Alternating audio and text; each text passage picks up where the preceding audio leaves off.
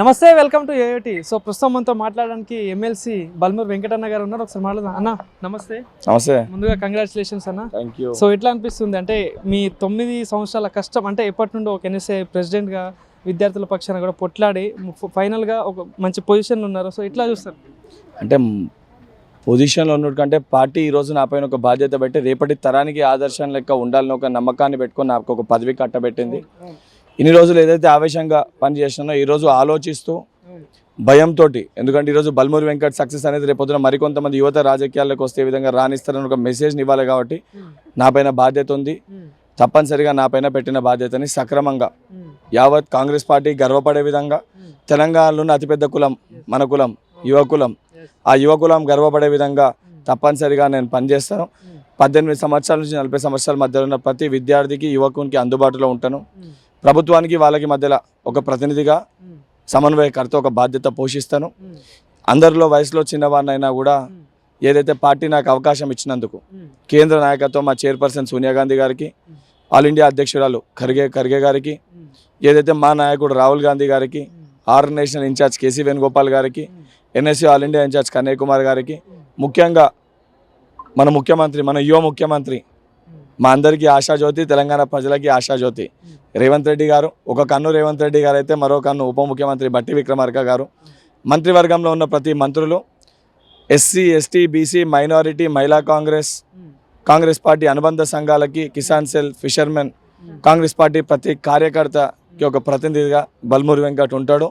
తెలంగాణ ప్రజల ప్రతి కుటుంబంలో ఒక కుటుంబ సభ్యుని లెక్క, ఒక నాయకుని లెక్క కాకుండా ఒక కుటుంబ సభ్యుని లెక్క మెదుగుతాను. ఎవరికైనా నేను అందుబాటులో లేకపోయినా, ఆలస్యమైనా మీ కొడుకుని నేను ఆలస్యమైనా ఒకసారి తప్పకుండా మీ దగ్గరకు వచ్చి మీ సమస్యలు తెలుసుకొని పరిష్కరిస్తా అని చెప్పి మీ యోయో టీవీ ద్వారా దీనికి పూర్తి సహాయ సహకారాలు కూడా మీ యోయో టీవీ, ఇతర మీడియా ఛానల్స్, పత్రికా విలేకరులు కూడా ఈ ఎవరైతే యువ కార్యకర్తకి వచ్చిన అవకాశాన్ని మీరు అందరూ కూడా సహకరించాలని చెప్పి, ఆ దేవుడు కూడా ఆ దీవెనలు మా పైన సక్రమంగా జరిపించాలని చెప్పి ఉండాలని కోరుకుంటూ. ఇంకోటి చివరగా, ఎందుకంటే ఇండియాలోనే అతి చిన్న వయసులో బల్మూరు వెంకట్ ఒక స్థానం క్రియేట్ చేస్తారు. సో ఎట్లా అనిపిస్తుంది అన్న? యువత అనేది రాజకీయాల్లోకి రావాలనంటే ఏ నాయకుని దగ్గర పోయి నేను రాజకీయాల్లోకి వస్తానంటే రాజకీయాలు మంచిగా కావని చెప్తాడు ఆ నాయకుడు. మళ్ళీ తిరిగి ఆయన కొడుకుని అదే రాజకీయాల్లో దింపుతాడు. అంటే ఆయనకి ప్రేమ ఉన్నట్టు కాదు. యువత రాజకీయాల్లో వస్తే రేపు పొద్దున ఆయన కొడుక్కి ఏదైతే వంశపారంపరంగా వారికి వచ్చి ఒక పదవి పోతుందని ఒక భయంతో యువతను రాజకీయాల్లోకి రావాలని అడ్డుకుంటారు. కానీ చదువుకున్న యువకులు రాజకీయాల్లోకి రావాలి. వాళ్ళు రాజకీయాల్లోకి వస్తేనే మార్పు జరుగుతుంది. దానికి నిదర్శనమే ఈరోజు ఏదైతే బీజేపీ పార్టీ ఏదైతే మతంని అడ్డం పెట్టుకొని సెంటిమెంట్, ఎమోషన్స్ తోటి రాజకీయాలు చేస్తూ డెవలప్మెంట్ని పక్కన పెట్టే ప్రయత్నం చేస్తుంది. దానికే విద్యా వ్యవస్థని పూర్తి స్థాయిలో కూల్చేసే ఒక ప్రయత్నం చేస్తుంది. దానికి అండదండగా వాస్తవాలు తెలియజేయాలి, యువత రాజకీయాలకి రావాలని చెప్పని రాహుల్ గాంధీ గారు, రేవంత్ రెడ్డి గారు ఇడిచిన బాణమే బల్మూరు వెంకట్ అన్న. ఇంకోటి ఏదైతే నిన్న రీసెంట్గా కేటీఆర్ గారు కూడా ఇంకో 2 నెలల్లో కాంగ్రెస్ పార్టీ పడిపోతుంది, మళ్ళీ టీఆర్ఎస్ పార్టీ వస్తుందని చెప్పేసి వ్యాఖ్యలు చేయడం జరిగింది. సో ఏమంటారు? కల్వకుంట్ల తారక రామారావు గారికి బల్మూరు వెంకట్ అంటే ఏందో తెలుసు.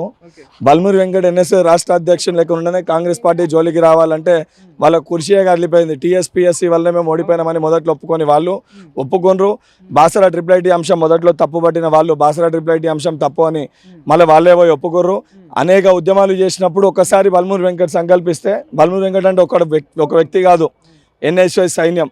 దానికి తోడున్న తెలంగాణ రాష్ట్ర వ్యాప్తంగా ఉన్న ఏదైతే 60% జనాభా ఉన్న 2 కోట్ల మంది యువకులం, ఆ యువకులం జోలికి మీరు వస్తారు. కాంగ్రెస్ పార్టీ జోలికి వస్తే ఆ యువకులానికి ప్రతినిధి బల్మూరు వెంకట్ ముందుంటాడు. దాని జోలికి వస్తే మీ రాజకీయ జీవితమే కాదు, తెలంగాణ రాష్ట్రం కెళ్ళి మేము తరిమి కొడతాం.